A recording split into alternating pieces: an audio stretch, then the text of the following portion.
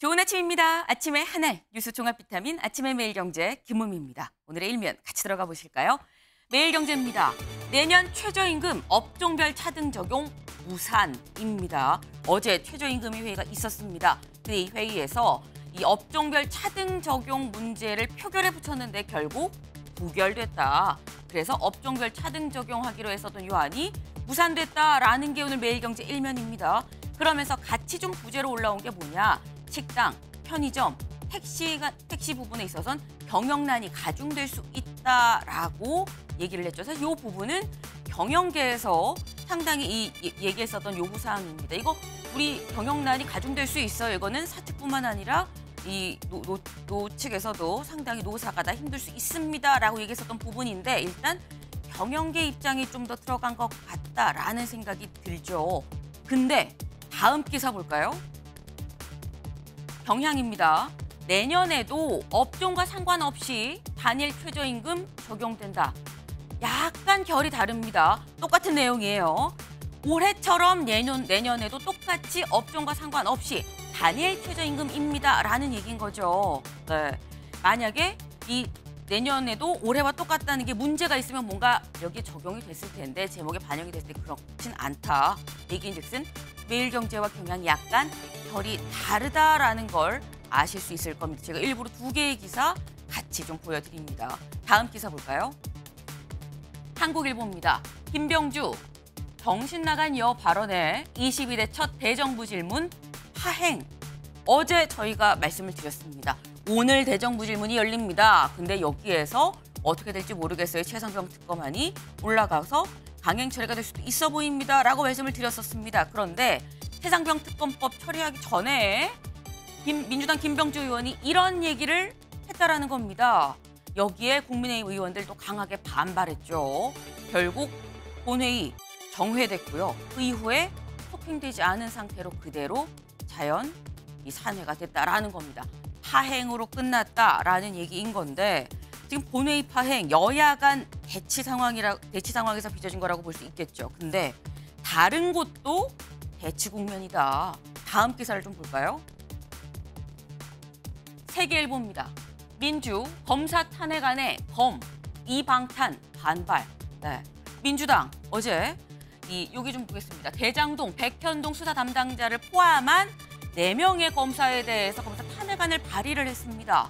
근데 이 발의를 함과 동시에 이원석 검찰총장 자청해서 기자회견을 열었습니다. 그리고 이건 이재명 방탄 아니냐, 이재명 대표를 방탄하기 위함 아니냐라고 얘기를 했는데 이원석 총장 작심한 듯이 36분 동안 기자회견문을 읽어 내려갔습니다. 그리고 이원석 총장 옆에는 대검 간부들이 모두 나와서 서 있었다. 이례적이죠.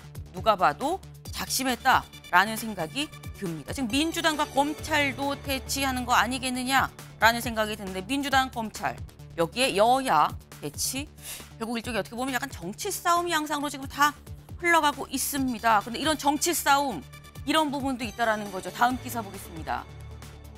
동아일보입니다.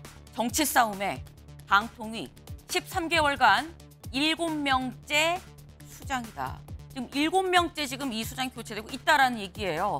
이게 무슨 얘기냐? 어제 김홍일 이 방통위원장이 사의를 표했죠. 그리고 윤 대통령도 이를 받아들였습니다.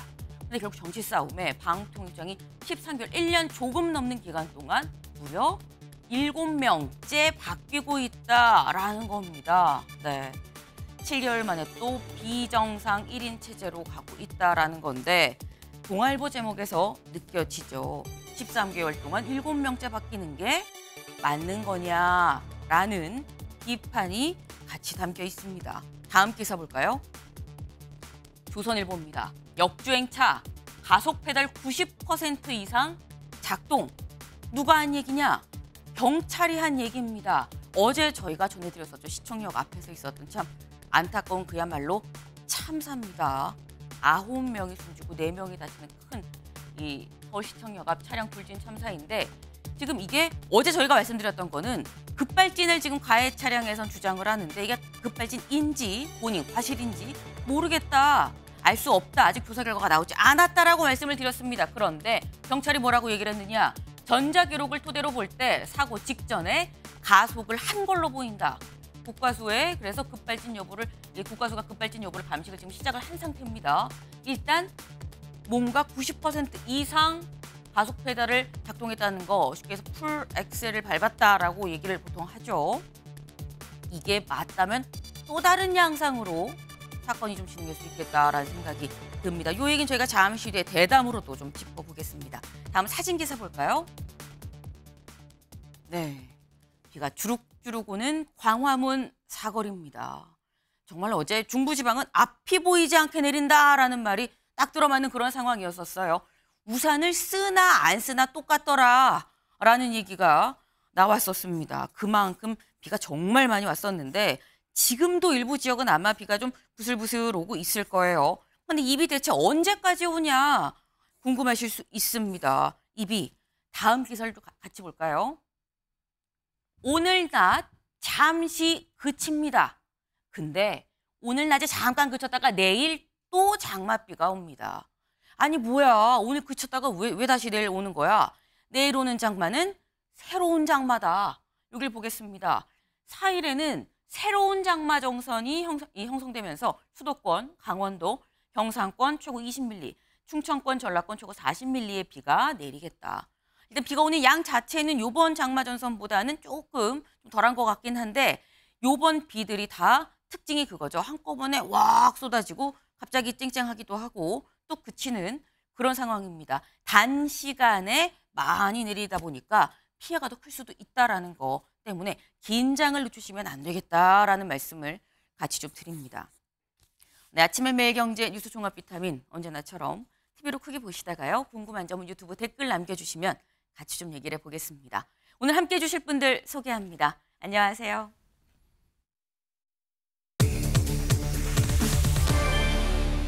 네, 첫 번째 키워드 미스터리입니다. 기사를 좀 같이 볼까요? 브레이크, 가속 페달, 뭘 밟았나? 둘 중에 하나는 밟은 거 아니겠느냐라는 거예요. 브레이크를 밟았든 가속 페달을 밟았든 둘 중에 하나는 밟은 것 같은데 대체 뭘 밟은 거냐? 여기 좀 밑줄이 있죠. 밑줄 좀 같이 보겠습니다.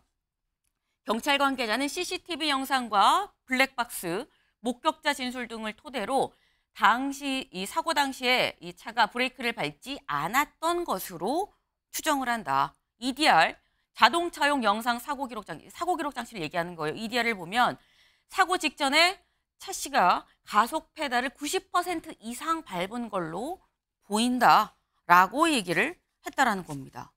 근데 어제 저희도 방송에서 말씀드렸던 게 가해 차량 운전자가 급발진을 주장을 하고 있다라고 말씀을 드렸어요. 그래서 그 급발진의 가능성이 얼마나 되는지에 대해서 어제 좀 저희가 얘기를 나눠봤었는데 어제는 경찰 조사 결과가 나오기 전이었었죠.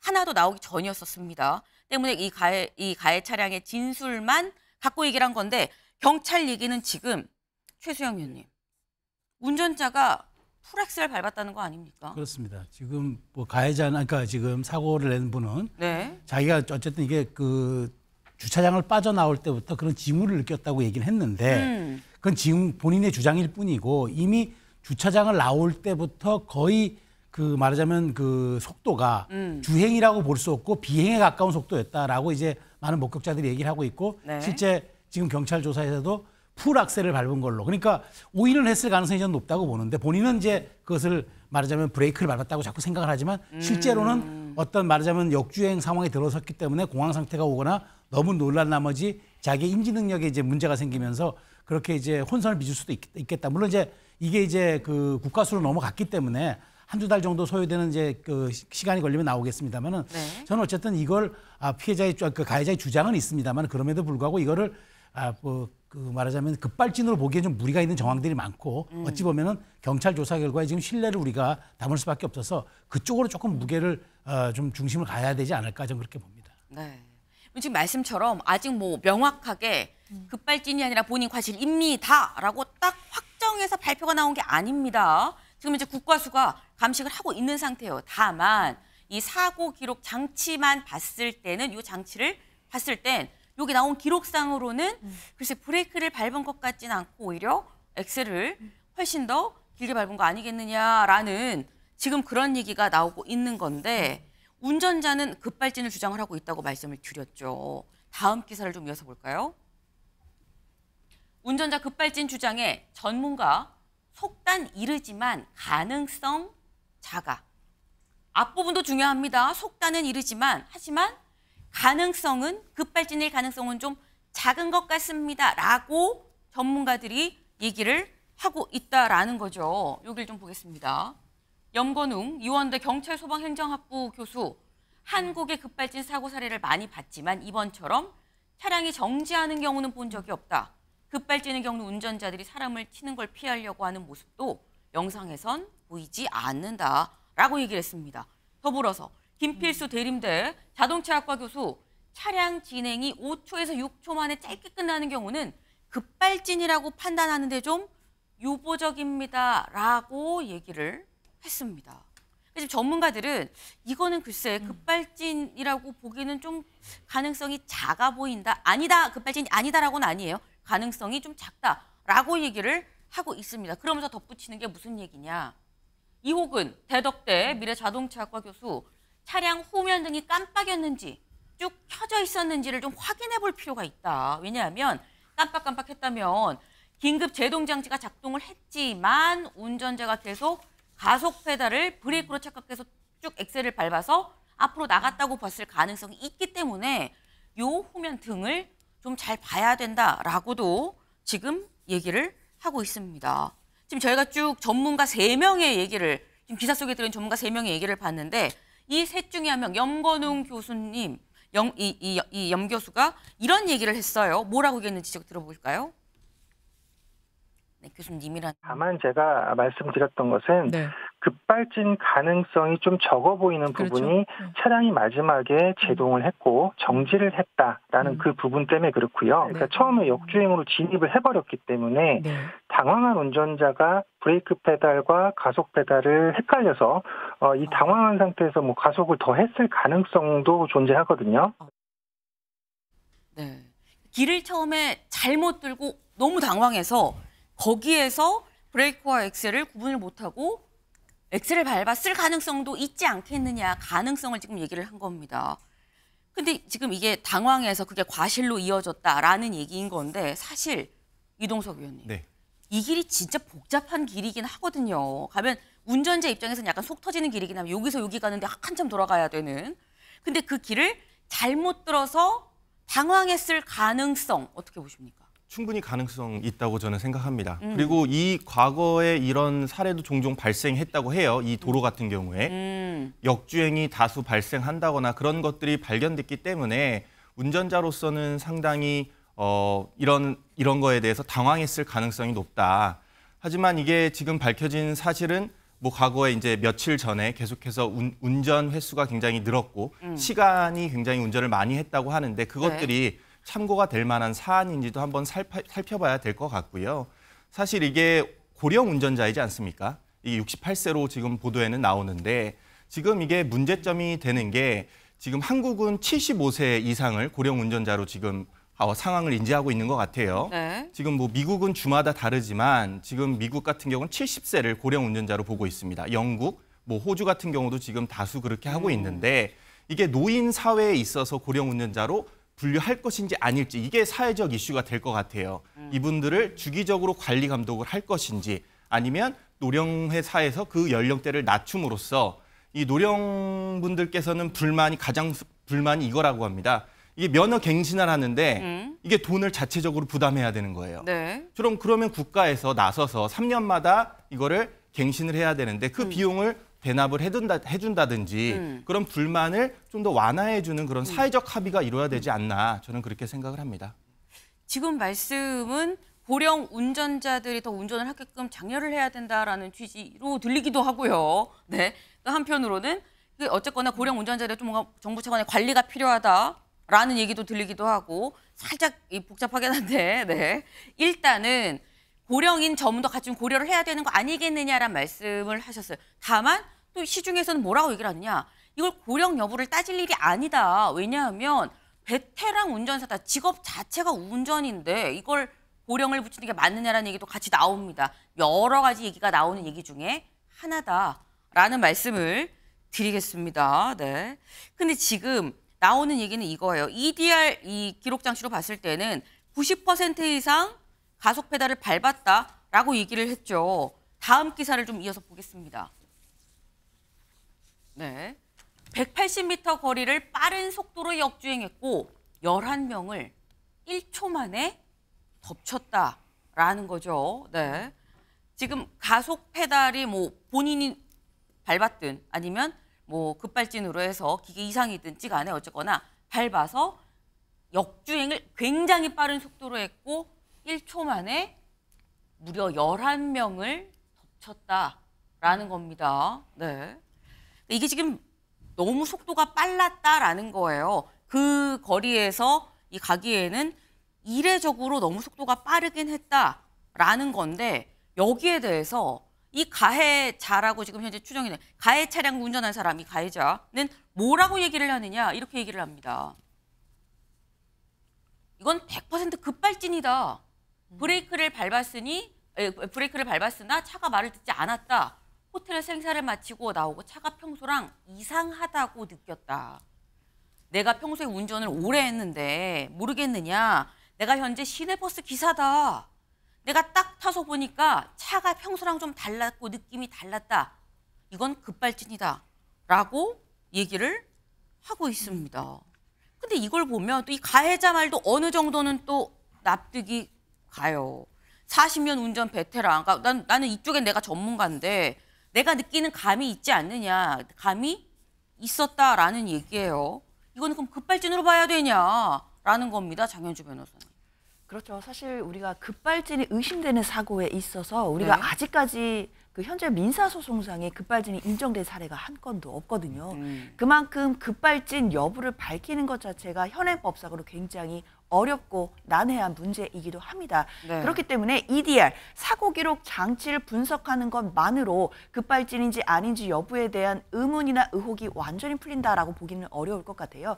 따라서 관련된 CCTV라든지 그리고 뭐 후면 등이 점등이 됐었는지 여부 그리고 목격자들의 진술 그리고 또 한 가지 중요한 게 블랙박스에 담겨 있는 목소리들입니다. 그러니까 블랙박스의 영상도 중요한데요. 소리가 녹음이 돼 있는 경우가 많기 때문에 네. 오디오로 확보해야 되거든요. 그 오디오 과정에서 만약에 운전자와 뭐 동승자가 브레이크를 밟고 있는데 뭐 브레이크가 안 밟히는 뭐 그런 다급한 목소리들이 녹음이 됐다든지 이런 네. 정황들이 사실 굉장히 또 중요한 정황으로 쓰이게 됩니다.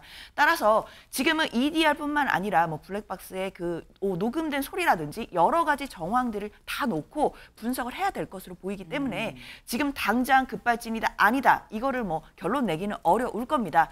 다만 급발진으로 그동안 많이 이제 추정이 됐던 사고들과 지금 정황이 조금은 다른 것 같긴 하거든요. 그 부분들 때문에 전문가들이 아직까지는 속다는 일이지만 그래도 급발진 가능성이 다른 사건들에 비해서는 높지 않다라는 말들이 지금 나오는 거거든요. 중간에 한번 정차를 하는 모습이라든지 그리고 마지막에 정차하는 모습들이 일반적인 급발진 의심 사고들과 좀 다르다는 부분인데 네. 아마 이런 부분들에 대해서는 EDR뿐만 아니라 블랙박스 오디오 영상까지도 아마도 경찰이 다 확보를 했을 테니까요. 이런 부분들 경찰이 조사를 할 것으로 보이고 그리고 일단 가해 차량의 운전자는 언론 인터뷰를 하는데 경찰 조사에 응하지 않는 건가? 이런 의문이 좀 생겨요. 네. 지금 경찰에 따르자면 갈비뼈 골절로 인해서 말하기가 어려워서 맞아요. 지금 조사가 안 되고 있다고 했거든요. 네. 그런데 왜 언론의 인터뷰는 되고 언론의 인터뷰에서 그 내용들이 나오는지 좀 의문이 듭니다. 지금 중요한 건 피해자들한테 사죄하는 마음이 있다라고 한다면 경찰 조사에 빠르게 신속하게 그리고 충실히 응하는 그 자세가 필요할 것 같습니다. 네. 상당히 뼈 있는 말씀이셨습니다. 지금 저희도 언론이긴 합니다만 언론 인터뷰보다 더 먼저 선행돼야 될 건 일단 경찰 조사 아니겠느냐라는 말씀이셨어요. 네. 근데 일단 가해자는 100% 급발진이다라고 지금 얘기를 하고 있죠. 그러니까 EDR 기록으로 봤을 때는 일단 이 가속 페달을 밟은 걸로 보이는데 개인 과실인 걸로 지금 보이는데 근데 본인은 이거 100% 급발진이다. 내가 운전의 전문가다. 내가 느낌이 이상하다고 안 그래도 느꼈다라고 지금 얘기를 하고 있는 거죠. 다음 기사 보겠습니다.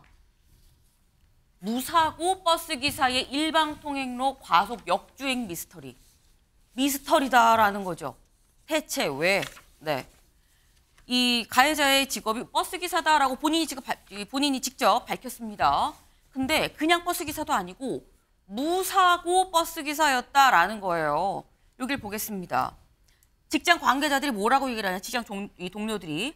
최 씨가 과거에도 버스 운전 경력이 상당했고 근무 기간 동안에도 사고를 낸 적도 없다라고 말하고 있다.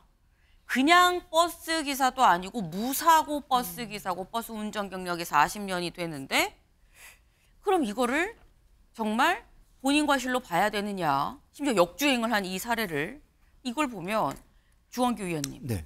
뭐 원숭이도 나무에서 떨어진다는 속담도 있긴 있습니다. 근데 이게 급발진이 그럼 아니라고 하면 그날이 유독 나무에서 떨어진 날이라고 봐야 되는 거냐라는 생각이 드는 거거든요. 근데 이제 그런 우연의 가능성에만 우리가 의존하고 사고 재발 방지를 위해서 조사를 하는 거는 상당히 어렵다고 보지만 또 한편으로는 이게 급발진이 아니라는 가능성에는 높다는 게 이제 경찰 조사라든지 여러 전문가들의 정황 속에서 나타나고 있지만 과연 이렇게 아까도 그 기사 중에 나왔지만 180도 거리를 빠른 주행으로 역주행을 하는데 그리고 이제 무사고 운전자라는 그 버스 기자라는 그 어떤 역시 능숙한 운전자의 운전 실력에서 그 조향 장치에 대한 신경을 쓰지 않았다는 부분도 의문이거든요. 보통 급발진이나 다른 사고가 있다면 인도로 돌입하게 되는 당황한 사람에게 본능적으로 사람을 피해서 핸들을 돌릴 수가 있는데 이번 경우는 그럴 조치조차 하지 못했다라는 건데 이런 부분에서 우리가 또 하나는 조심스럽지만 그 무사고의 역설도 우리는 생각할 수 있습니다.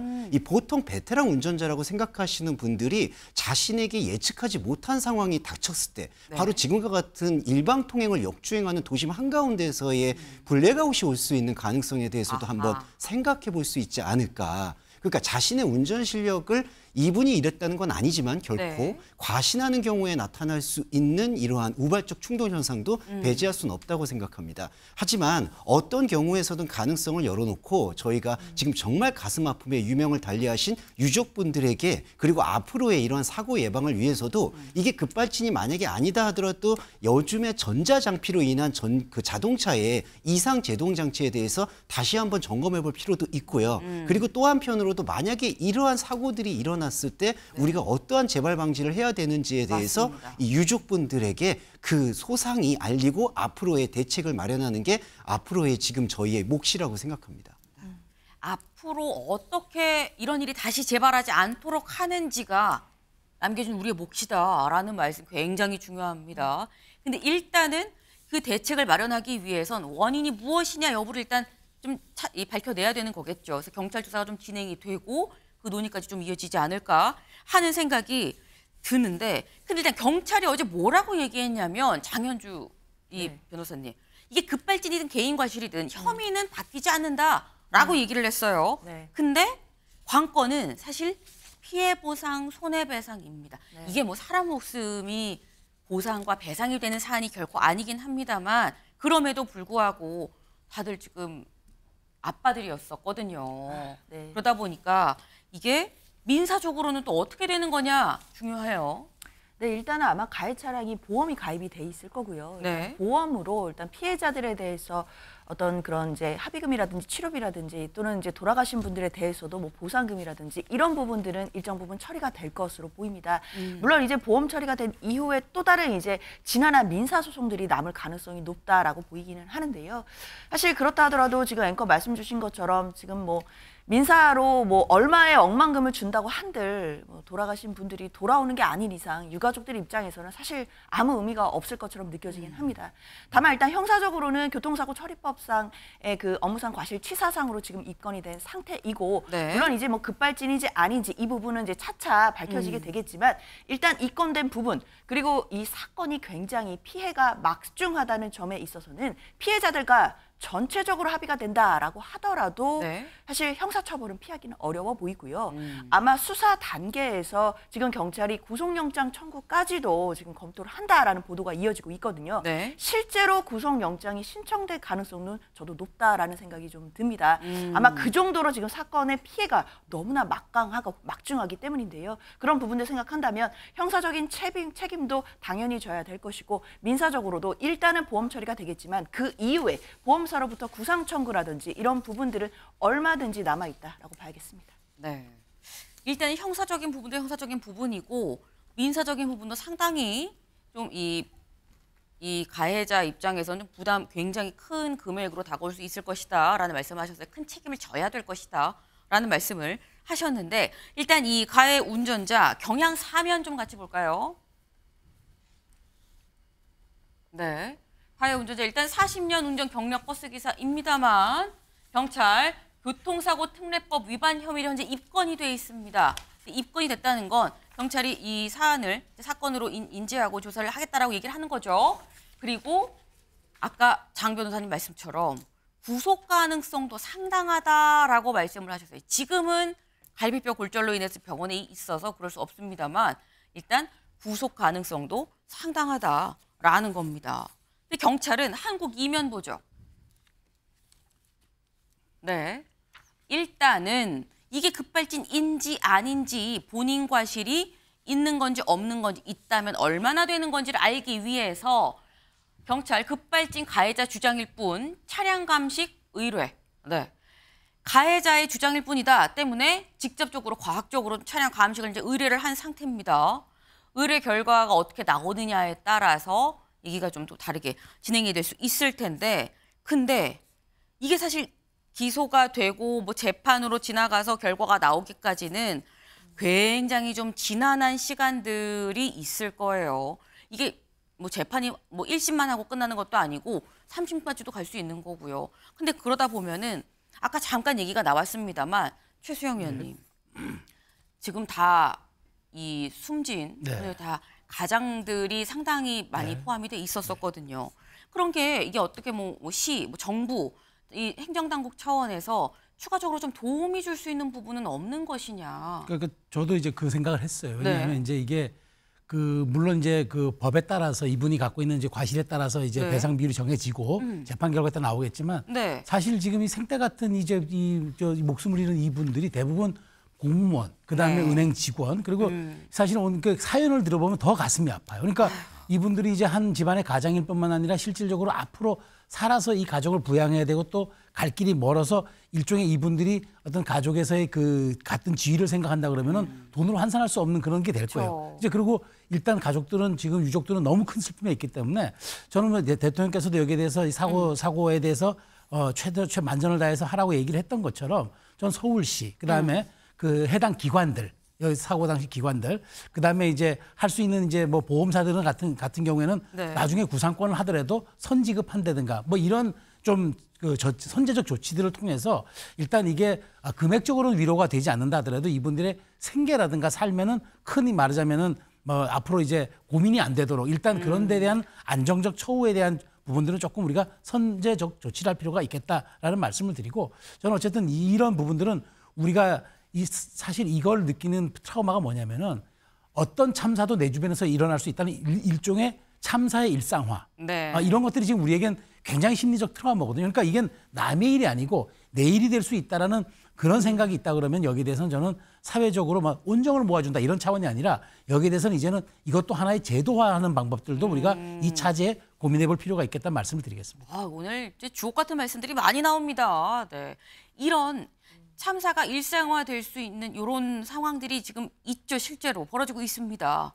그러면 내가 나 혼자 조심한다고 피해갈 수 있는 게 아닌 일들이 벌어지고 있다라는 거예요. 이런 부분에 있어서 제도적으로 어떻게 할 것인지를 지금 요번을 기회로 좀 마련을 해야 되는 거 아니냐라는 건데 잠깐 지금 이 유튜브 댓글로 질문이 올라왔어요. 이게 지금 유죄라고 한다면 그러니까 본인 과실을 얘기를 하는 것 같아요. 본인 과실 급발진이 아니라 본인 과실이라면 그럼 형량이 어떻게 되는 겁니까? 라는 질문이 올라왔어요. 장 변호사님. 네, 이게 교통사고 처리 특례법상에는 일단 법정형이 가장 상한 선이 5년 이하의 금고 또는 2천만 원 이하의 벌금에 처해집니다. 네. 그렇기 때문에 또 국민적인 눈높이에서 본다라고 한다면 너무 많은 희생이 있는데 그거에 비해서는 또 형량의 또 상한선이 너무 낮은 것 아니냐 이런 이야기가 나올 수는 있을 것 같은데요. 그렇다 하더라도 일단 현행법상 교통사고 처리 특례법상에는 5년 이하의 금고가 일단은 상한선이라 이렇게 말씀을 드리겠습니다. 5년 이하의 금고가 상한선이다라는 말씀이셨어요. 네. 사실 이게 좀 어떻게 하냐, 뭐 본인 과실인지 아닌지 여부가 아직 나오지 않았기 때문에 유죄라면이라는 가정하에서 지금 말씀을 하신 거기 때문에 그건 좀 지켜봐야 될 부분이다라는 말씀을 드리고 아까 참사의 일상화 이게 나 혹시 나도라는 생각이 드니까 이게 어떻게 보면 트라우마가 될 수 있다라는 말씀을 하셨죠. 오늘 만평이 하나 있었습니다. 만평 같이 볼까요? 네. 지금 한 남자가 울부짖고 있죠. 뭐라고 울부짖느냐? 늙어 죽고 싶다라고 얘기를 하고 있어요. 제목이 자연사가 소원입니다. 네. 지금 발밑에 다 지뢰가 곳곳에 있더라라는 거예요. 네. 지금 자연사로 중간에 무슨 사고가 있지 않고 그냥 늙어서 이게 나이가 쭉 차서 내 수명을 다 해서 그렇게 죽었으면 좋겠다라는 건 이걸 보고 웃을 수 있겠느냐라는 생각이 드는 거죠. 씁쓸한 사람은 저만이 아닐 것 같다라는 생각이 드네요.